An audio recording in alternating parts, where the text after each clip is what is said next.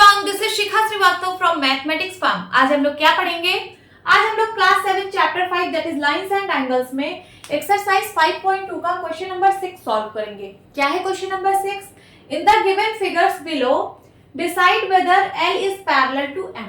ठीक है, यहाँ पे आपको कुछ फिगर्स दिए गए हैं, आपको बताना है कि किस किस फिगर में L पैरेलल टू M है।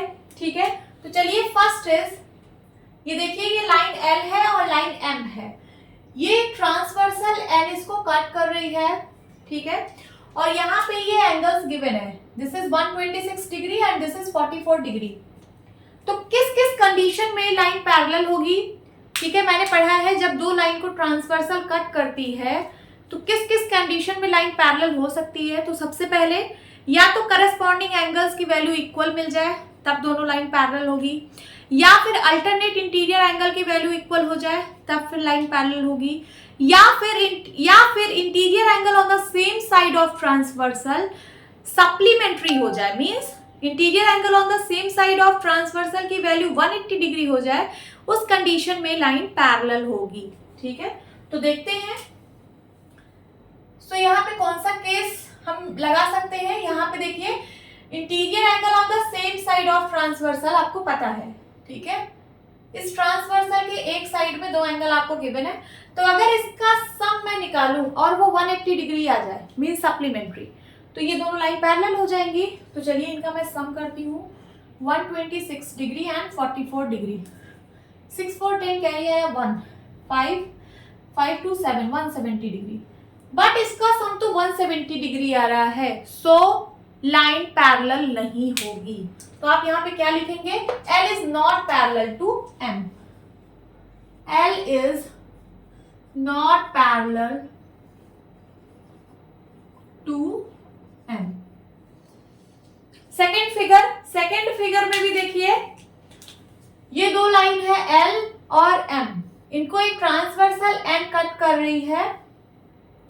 सो यहाँ पे एक एंगल गिवन है 75 डिग्री और यहाँ पे एक एंगल है 75 डिग्री।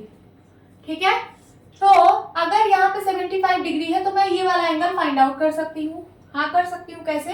क्योंकि ये एक स्ट्रेट लाइन पे बने दो एंगल हैं और ये दोनों लीनियर पेयर फॉर्म करेंगे। तो अगर मैं इसको A बोल दूं तो ये हो जाएगा 75 degree plus A is equal to 180 degree. Reason क्या है? Linear pair. तो A की वैल्यू यहां से आ जाएगी 180 डिग्री माइनस 75 डिग्री। 10 में से 5 गया 5 एंड यहाँ बचा 7, 7 में से 7 गया 0 एंड 1, 105 डिग्री आ रही है A की वैल्यू। इसकी वैल्यू आ गई 105 डिग्री। अब देखिए दो लाइंस हैं, इनको एक ट्रांसवर्सल कट कर रही है, तो ये वाला एंगल और ये वाला एंगल, ये अल्टरनेट इंटीरियर एंगल है कि नहीं? हाँ है। अगर अल्टरनेट इंटीरियर एंगल की वैल्यू इक्वल हो जाती है तो ये हम बोल सकते हैं कि ये दोनों लाइन पैरेलल है। ठीक है, बट यहाँ तो अल्टरनेट इंटीरियर एंगल की वैल्यू इक्वल है नहीं, यहाँ A is equal to 105 degree है और यहाँ पे 75 डिग्री है, तो 105 और 75 तो एक दूसरे के इक्वल है नहीं। सो हम कह सकते हैं कि लाइन L और लाइन M पैरेलल नहीं है। सो लिख दीजिए L is not parallel to M। समझ में आया क्यों नहीं पैरेलल है? क्योंकि यहाँ पे अल्टरनेट इंटीरियर एंगल की वैल्यू इक्वल नहीं है, इसलिए लाइन पैरेलल नहीं होगी। अगर यहाँ 75 आ जाता तो लाइन पैरेलल हो जाती, क्योंकि 75 के इक्वल हो जाता, बट यहाँ 105 है, यहाँ 75 है, इसका मतलब अल्टरनेट इंटीरियर एंगल की वैल्यू इक्वल नहीं है, so lines not parallel. Then third figure में देखिए आपको ये वाली वैल्यू पता है और ये वाली वैल्यू। ठीक है, सो अगर मैं ये वाली वैल्यू निकाल लूं, ये वाली निकाल सकती हूँ, कैसे? क्योंकि स्ट्रेट लाइन पे बने दो एंगल्स ये लीनियर पेयर फॉर्म करेंगे। अगर मैं इसको A नाम दे दूं तो ये हो जाएगा A plus 57 degree is equal to 180 degree. Reason क्या लिखेंगे? Linear pair. तो A की वैल्यू कितनी आएगी? 180 माइनस 57, सब्ट्रैक्ट कर देते हैं, 10 में से 7 गया 3 है ना, और यहाँ क्या बचा 7, 7 में से 5 गया 2 एंड यहाँ 1, तो कितना आ गया 123 डिग्री। तो ए की वैल्यू कितनी आ गई 123 डिग्री। अब देखिए दो लाइन को एक ट्रांसवर्सल कट कर रही है, सो यहाँ का एंगल और यहाँ का एंगल, इसको हम लोग करस्पॉन्डिंग एंगल बोलते हैं। अगर करस्पॉन्डिंग एंगल की वैल्यू इक्वल आ जाए तो हम बोल सकते हैं कि लाइंस पैरेलल होंगी। तो क्या यहाँ की वैल्यू इक्वल है? हाँ है, ये भी 123 डिग्री है, ये भी 123 डिग्री है, इसका मतलब करस्पॉन्डिंग एंगल की वैल्यू इक्वल है, सो लाइन L और M पैरेलल होंगी। तो आप यहाँ क्या लिखेंगे? L is parallel to M। Third वाले में पैरेलल है, L is parallel to M। अब फोर्थ देखते हैं। तो फोर्थ में आपको यहाँ की वैल्यू पता है, ठीक है, और एक यहाँ की वैल्यू पता है। आपको बताना है कि क्या लाइन L और M पैरेलल हैं। तो उसके लिए हम यहाँ की वैल्यू फाइंड आउट कर लेते हैं। क्यों? क्योंकि ये और ये करस्पॉन्डिंग एंगल्स हैं। देखिए दो लाइंस को एक ट्रांसवर्सल कट कर रही है, तो ये वाला एंगल करस्पॉन्डिंग एंगल होगा।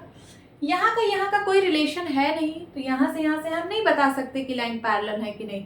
जब तक हम या तो करस्पॉन्डिंग एंगल ढूंढ ले, या तो अल्टरनेट इंटीरियर एंगल ढूंढ ले, या फिर interior angle on the same side of transversal पता कर ले, तो हम रिलेशन बता सकते हैं कि L और M पैरेलल है या नहीं।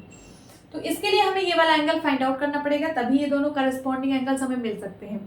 ठीक है, तो अगर मैं इसको एंगल A बोल दूं तो ये हो जाएगा, स्ट्रेट लाइन पे बने एंगल है, लीनियर पेयर फॉर्म करेंगे, तो ये हो जाएगा A + 72 degree is equals to 180 degree. Reason क्या है? Linear pair. सो A की वैल्यू क्या आ जाएगी? 180 डिग्री माइनस 72, कितना आएगा? 10 में से 2 गया 8, और यहाँ बचा 7, 7 में 7 गया 0, एंड यहाँ 1, कितना आ गया? 108 डिग्री। This is 108 degree. अब देखिए ये और ये वाला एंगल और ये वाला एंगल करस्पॉन्डिंग एंगल्स है। अगर करस्पॉन्डिंग एंगल की वैल्यू इक्वल होगी तभी लाइन पैरेलल होगा, अगर करस्पॉन्डिंग एंगल इक्वल नहीं होंगे तो लाइंस भी पैरेलल नहीं होंगी। तो क्या 98 और 108 इक्वल है? नहीं, इक्वल नहीं है, सो लाइंस भी पैरेलल नहीं होंगी। तो आप क्या लिखेंगे? L is not parallel to M। लिख दीजिए यहाँ पे, L is not parallel to M। ठीक है, यही आपका आंसर है। इसमें सिर्फ थर्ड वाले में L is parallel to M था, बाकी 3 केस में L is not parallel to M है। ओके, होप स्टूडेंट्स आपको ये क्लास अच्छी लगी होगी। सो स्टूडेंट्स अभी तक अगर आप लोगों ने मेरे चैनल को सब्सक्राइब नहीं किया है तो प्लीज सब्सक्राइब कर लीजिए, और अपने क्लास के जितने भी स्टूडेंट्स हैं उनको प्लीज मेरे वीडियोस को शेयर करिए, जिससे उनको हेल्प हो सके। ओके, सो मिलती हूँ अपनी नेक्स्ट वीडियो में, तब तक के लिए बाय बाय, टेक केयर।